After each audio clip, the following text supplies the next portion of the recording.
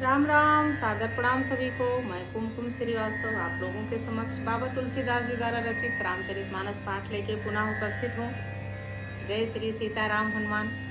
पिछले प्रसंग में आप लोगों ने श्रवण किया, बाबा तुलसीदास जी लिखे हैं कि नारद जी श्री हरि से उन्हीं की तरह मुख मांगकर विश्व मोहिनी के स्वयंवर में जाते हैं। कहते हैं मुझे अपनी तरह बना दीजिए, मुझे विश्व मोहिनी किसी भी हालत में चाहिए। और ये भी कहते हैं कि जिसमें हमारा हित हो आप वही करिएगा। भगवान कहते हैं कि जिसमें तुम्हारा हित होगा मैं वही करूँगा, आप परेशान मत होइए, आप चिंता मत करिए। यह कह के अंतर्धान हो जाते हैं और नारद जी का मुख मरकट का बना देते हैं, बंदर जैसा बना देते हैं। लेकिन उनका ये मुख सभा में बैठे और कोई नहीं पहचान पाते हैं, सब उनको नारद जैसे ही दिखते हैं। केवल विश्वमोहिनी कन्या को मरकट की तरह दिखते हैं। और शिव जी के दो गण वहाँ छुप के जाते हैं, देखते हैं कि वहाँ क्या होता है नारद जी के साथ, केवल वो पहचान पाते हैं। आइए आगे की कथा देखते हैं। आगे के प्रसंग में क्या है। प्रसंग तो बहुत अच्छा है, कथा अच्छी ही है। अगर आप लोगों को पसंद आए तो कुछ कमेंट ज़रूर किया करिए। कमेंट करने में आप लोग कंजूसी करते हैं और हम कमेंट ज़रूर ढूंढते हैं कि किसी ने अपनी कुछ प्रतिक्रिया दी है कि नहीं। कोई त्रुटि हो तो क्षमा करिए और सुझाव दीजिए। अगर आप चैनल पर नए हैं तो सब्सक्राइब ज़रूर करिए। आइए प्रसंग की ओर चलते हैं। जब विश्व मोहिनी जयमाल लेके आती हैं और नारद को बंदर सा मुँह देखती हैं तो बहुत क्रोधित होती हैं कि क्या सोच के ये हमारी सभा में आके बैठे हैं। सखी संग लय कुंवरी तब चली जनु राज मराल, देखत फिर महीप सब कर सरोज जयमाल। तब राजकुमारी सखियों को साथ लेकर इस तरह चली मानो राजहंसनी चल रही है। वह अपने कमल जैसे हाथों में जयमाला लिए सब राजाओं को देखती हुई घूमने लगी। जहीं दिस बैठे नारद फूली, सो दिस ते न बिलो की भूली। पुनि पुनि मुनि उकसैया कुलाही, देखी दशा हर गन मुस्काही। जिस ओर नारद जी अपने रूप के गर्भ में फूले बैठे थे उस ओर उसने भूलकर भी नहीं ताका। नारद मुनि बार बार उचकते और छटपटाते हैं। उनकी दशा देखकर शिव जी के गण मुस्करा रहे हैं। नारद जी बैठे हैं, जब उधर से विश्व मोहिनी जयमाल लेके जाती हैं तब जल्दी से अपना गला आगे कर देते हैं, उचक जाते हैं, उठते हैं कि हमको देख ही नहीं रही हैं, हमारी तरफ भी देखें, मैं तो सबसे सुंदर हूँ, हमारे ही गले में जयमाला डालेंगे। लेकिन वो जयमाल निकलते समय ही उनको बंदर वाला मुख देख के उनकी तरफ ध्यान ही नहीं दे रही हैं। धरि निप तनु तह गयउ कृपाला, कुंवरी हरसि में लेउ जयमाला। दुलहिन लय गए लक्ष्य निवासा, निप समाज सब भयउ निराशा। कृपालु भगवान भी राजा का शरीर धारण कर वहां जा पहुंचे। श्री हरि विष्णु भी राजा का शरीर धारण करके वहां जाके बैठ गए थे। राजकुमारी ने हर्षित होकर उनके गले में जयमाला डाल दी। भगवान प्रभु तो सुंदर रहेंगे ही, उनकी तो सुंदरता की उपमा वर्णनी नहीं जा सकती है, वो तो सबसे ही सुंदर थे। अब कन्या ने उन्हीं के गले में जयमाला डाल दिया। लक्ष्मी निवास भगवान दुल्हन को ले गए, सारी राजमंडली निराश हो गई। मुनि अति विकल मोह मति नाठी, मन गिर गई छूट जनु गाठी। तब हर गन बोले मुस्काई, निज मुख मुकुर बिलो कहूँ जाई। मोह के कारण मुनि की बुद्धि नष्ट हो गई थी, इससे वे राजकुमारी को गई देख बहुत ही विकल हो गए, मानो गांठ से छूटकर मणि गिर गई हो। तब शिव जी के गणों ने मुस्कुराकर कहा, जाकर दर्पण में अपना मुख तो देखो। जो सोच रहे हो कि हमारे गले में जयमाला क्यों नहीं डाली, पहले अपना मुख तो देखो कैसे है। अस कही दो भागे भय भारी, बदन देख मुनि बारी निहारी। बेसु बिलो की क्रोध अति बाढ़ा, तिन्हि सराप दीन अति गाढ़ा। ऐसा कहकर वे दोनों गण बहुत भयभीत होकर भागे। सोचे कि इतना कहने के बाद अगर वो देखेंगे अपना मुंह तो उनके क्रोध का सबसे पहले हम लोग ही भागीदार बन जाएंगे, हमारे ऊपर ही उनका क्रोध उतर जाएगा। मुनि ने जल में झांक कर अपना मुंह देखा। अपना रूप देखकर उनका क्रोध तो आसमान पे चढ़ गया, बहुत बढ़ गया नारद मुनि का क्रोध। उन्होंने शिव जी के उन गणों को अत्यंत कठोर श्राप दिया। वो लोग चले गए थे, इसके बाद भी उनको श्राप दिए। हो निशाचर जाय तुम कपटी पापी दो, हंसे हमहि सो लेव फल बहुर हंस्यो मुनि को। तुम दोनों कपटी और पापी जाकर राक्षस हो जाओ। तुमने हमारी हंसी की, उसका फल चखो। अब फिर किसी मुनि की हंसी मत करना। अब उनका मानना ये था, तो ये बात तुम पहले भी बता सकते थे। तुम बैठे बैठे मजा ले रहे थे, मैं क्यों अपना अपमान कराता। पुनि जल दीख रूप निज पावा, तदपि हृदय संतोष न आवा। फरकत अधर कोप मन माही, सपद चले कमलापति पाही। मुनि ने फिर जल में देखा, उन्हें अपना असली रूप प्राप्त हो गया। तब भी उन्हें संतोष नहीं हुआ। उनके होंठ फड़क रहे थे और मन में क्रोध भरा था। क्रोध के मारे उनका होंठ फड़फड़ाने लगा। तुरंत ही वे भगवान कमलापति के पास गए। क्रोध में वो भगवान रमापति के पास जाते हैं। देहं श्राप की मरी हूँ जाई, जगत मोर उपहास कराई। बीच ही पंथ मिले तनुजारी, संग रमा सोई राजकुमारी। मन में सोचते जाते थे, जाकर या तो साप दे दूंगा या अपना प्राण दे दूंगा। उन्होंने जगत में मेरी हंसी कराई है। दैत्यों के शत्रु भगवान हरि उन्हें बीच रास्ते में ही मिल गए। भगवान तो अंतर्यामी है, उन्हें सब पता था कि इस समय नारद जी की क्या दशा रही होगी, इसलिए वो रास्ते में ही उन्हें मिल गए। साथ में लक्ष्मी जी और वही राजकुमारी साथ में थी। उनके साथ माँ लक्ष्मी और वो विश्वमोहिनी राजकुमारी कन्या भी उनके साथ थी।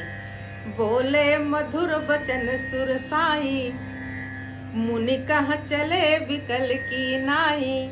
सुनत बचन उपजायति क्रोधा, माया बस न रहा मन बोधा।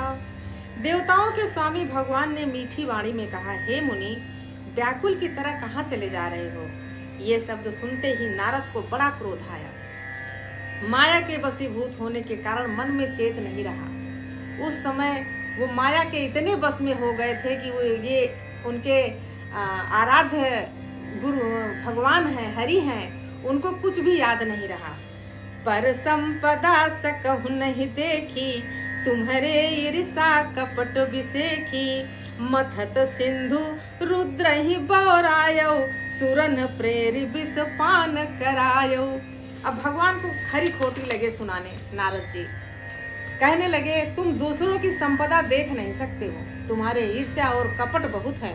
समुद्र मथते समय तुमने शिव जी को बावला बना दिया और देवताओं को प्रेरित करके उन्हें विषपान करा दिया। और ये स्वाभाविक भी है, ऐसा होता भी है जगत में कि अगर किसी के लिए, किसी के प्रति अगर क्रोध की भावना आ जाती है तो उसके सारे अवगुण दिखने लगते हैं, उसके गुण भी अवगुण के समान दिखने लगते हैं, दिमाग में चलने लगते हैं। और किसी से आदमी जब प्रेम करता है तो उसके अवगुण भी उसको गुण की तरह नजर आते हैं। यहाँ पे नारद की भी यही दशा हुई। अब भगवान के अंदर उनको सब अवगुण ही अवगुण दिखने लगे। असुर सुरा विष शंकर ही आपु रमाम निचार, स्वार्थ साधक कुटिल तुम सदा कपट व्यवहार। असुरों को मदिरा और शिव जी को विष देकर तुमने स्वयं लक्ष्मी और सुंदर मणि ले ली। तुम बड़े धोखेबाज और मतलबी हो, सदा कपट का व्यवहार करते हो। परम स्वतंत्र न सिर पर कोई, भावई मन ही करहु तुम सोई। भल ही मंद मंद ही भल करहु, विस्मय हरस नहीं कछु धरहु। तुम परम स्वतंत्र हो, सिर पर तो कोई है नहीं। इससे जब जो मन को भाता है, स्वच्छंदता से तुम वही करते हो। भले को बुरा और बुरे को भला कर देते हो।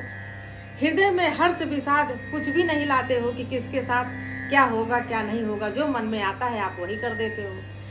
डकही पर चेउ सब काहू, अति असंक मन सदा उछाहू। कर्म शुभाशुभ तुम्हि न बाधा, अब लगे तुम्हि न काहू साधा। सबको ठग ठग कर परख गए हो और अत्यंत निडर हो गए हो। इसी से ठगने के काम में इस मन में सदा उत्साह रहता है, हमेशा यही काम करने का मन करता है।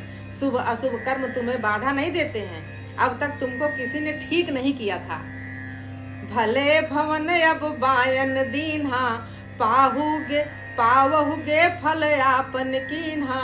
बंचेउ मोहि जवन धर देहा, सोई तन धरहु श्राप मम येहा। नारद जी कहते हैं, अब तुम्हारा पाला हमसे पड़ा है। तुम्हारी इस आदत को किसी ने सुधारा नहीं है। जो हमेशा भले को बुरा और बुरे को भला करते रहते हो, जो मन में आता है वही करते रहते हो। अब हमसे पाला तुम्हारा पड़ा है, अब मैं तुम्हें ठीक कर दूंगा। कहते हैं अब कि तुमने अच्छा घर बना दिया है, मेरे जैसे जबरदस्त आदमी से छेड़खानी की है, अतः अपने किए का फल अवश्य पाओगे। जिस शरीर को धारण करके तुमने मुझे ठगा है, तुम भी वही शरीर धारण करो, यह मेरा श्राप है। नारद जी श्री हरि विष्णु को श्राप दे देते हैं कि जो शरीर बना के हमको हमारे साथ ठगी का काम किया है तुमने, वही शरीर जो है तुम भी वही शरीर धारण करो, यह मेरा श्राप है। तुम भी वही शरीर धारण करोगे। कपियाकृत तुम कीन्ही हमारी, कहते हैं कि आपने अपने किए का फल अवश्य पाओगे। जिस शरीर को धारण करके तुमने मुझे ठगा है, तुम भी वही शरीर धारण करो। मतलब जो शरीर धारण करके हमारे साथ ठगी का काम किया है, वही शरीर तुम धारण करोगे। कपियाकृत तुम कीन्ही हमारी, करी है किस सहाय तुम्हारी। मम अपकार कीन्ह तुम भारी, नारी बिरह तुम होब दुखारी। नारद जी उन्हें श्राप देते हैं कि तुमने हमारा रूप बंदर सा बना दिया, इससे बंदर ही तुम्हारी सहायता करेंगे। जिस स्त्री को चाहता था उससे मेरा वियोग कराकर तुमने मेरा बड़ा अहित किया है, इससे तुम भी स्त्री वियोग में दुखी रहोगे। श्राप शीस धरि हरस ही प्रभु बहु बिनती कीन, निज माया कै प्रबलता करसी कृपा निधि लीन। सांप को सिर पर चढ़ाकर हृदय में हर्षित होते हुए प्रभु ने नारद जी से बहुत विनती की और कृपा निधान भगवान ने अपनी माया की प्रबलता खींच ली। जो माया नारद जी के ऊपर उन्होंने छोड़ी थी, वो नारद जी से विनती करके अपनी माया की प्रबलता उन्होंने वापस खींच ली। और जैसे माया नारद जी से दूर होती है तो नारद जी की क्या दशा होती है। जब हरि माया दूर निवारी, नहीं तह रमा न राजकुमारी। तब मुनि अति सभीत हरि चरना, गहे पाही प्रणतारति हरना। जब भगवान ने अपनी माया को हटा लिया, तब वहाँ न लक्ष्मी थी और न वो राजकुमारी। तब मुनि ने अत्यंत भयभीत होकर श्री हरि के चरण पकड़ लिए और कहा, हे शरणागत के दुखों को हरने वाले, मेरी रक्षा कीजिए। हमसे बहुत बड़ी गलती हो गई, ये मैंने क्या कर दिया। मृषा हो मम श्राप कृपाला, मम इच्छा कह दीन दयाला। मैं दुर्वचन कहे बहु तेरे, कहा मुनि पाप मिटी किम मेरे। अब नारद जी को बहुत पश्चाताप हो रहा है, बहुत ग्लानि हो रही है। कहते हैं, हे कृपालु, मेरा साप मिथ्या हो जाए। तब दीनों पर दया करने वाले भगवान ने कहा, यह सब मेरी इच्छा से हुआ है। मुनि ने कहा, मैंने आपको अनेक खोटे वचन कहे हैं, मेरे पाप कैसे मिटेंगे प्रभु। तो भगवान क्या कहते हैं, जपहु जाय शंकर सतनामा, होई हृदय तुरत विश्रामा। को नहीं शिव समान प्रिय मोरे, असी पर तीति तजहु जनि भोरे। भगवान कहते हैं नारद जी से, जाकर शंकर जी के सतनाम का जप करो, इससे हृदय में तुरंत शांति मिलेगी। शिव जी के समान मुझे कोई प्रिय नहीं है, इस विश्वास को भूल कर भी न छोड़ना। जहीं पर कृपा न करहि पुरारी, सो न पाओ मुनि भगत हमारी। असुर धरि महि बिचरहु जाई, अब न तुम्हें माया नियराई। हे मुनि, हे नारद मुनि, पुरारी शिव जी जिस पर कृपा नहीं करते हैं, वह मेरी भक्ति नहीं पाता है। हृदय में ऐसा निश्चय करके जाकर पृथ्वी पर विचरण करो। अब मेरी माया तुम्हारे निकट नहीं आएगी, अब मेरी माया का प्रभाव तुम पर नहीं होगा। बहुविधि मुनि ही प्रबोधि प्रभु, तब भय अंतर ध्यान। सत्यलोक नारद चले करते राम गुणगान। बहुत प्रकार से मुनि को समझा बुझाकर ढांढस देकर प्रभु अंतर ध्यान हो जाते हैं। नारद जी श्री रामचंद्र जी के गुणों का गान करते हुए सत्यलोक यानी ब्रह्मलोक को चले गए। हर गन मुनि जात पथ देखी, विगत मोह मन हरस बिसेकी। अति सभीत नारद पही आए, गही पद आरत वचन सुनाए।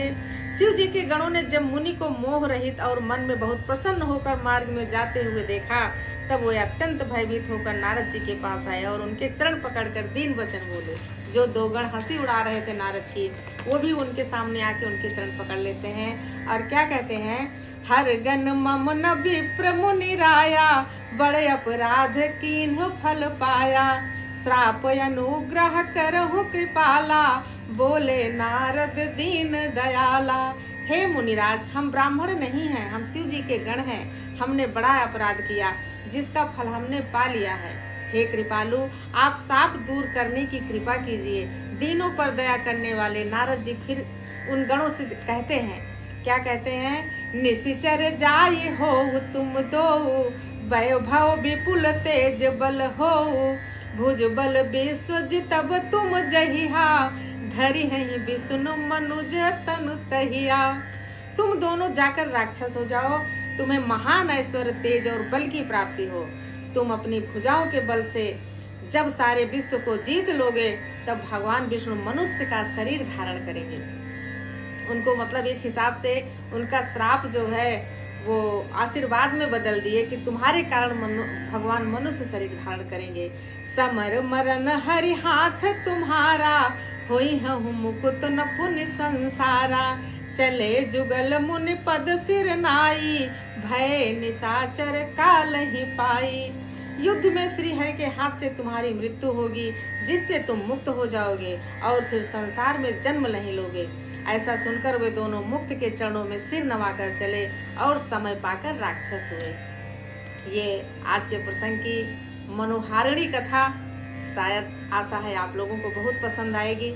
मुझे तो पढ़ने में कहने में बहुत अच्छा लगता है, बहुत अच्छी लगी और विराम करने का मन नहीं हो रहा है। फिर भी आज के इस प्रसंग को यहीं पे विराम देते हैं। अगला प्रसंग लेके आप लोगों के सामने फिर से उपस्थित होंगे। तब तक के लिए राम राम।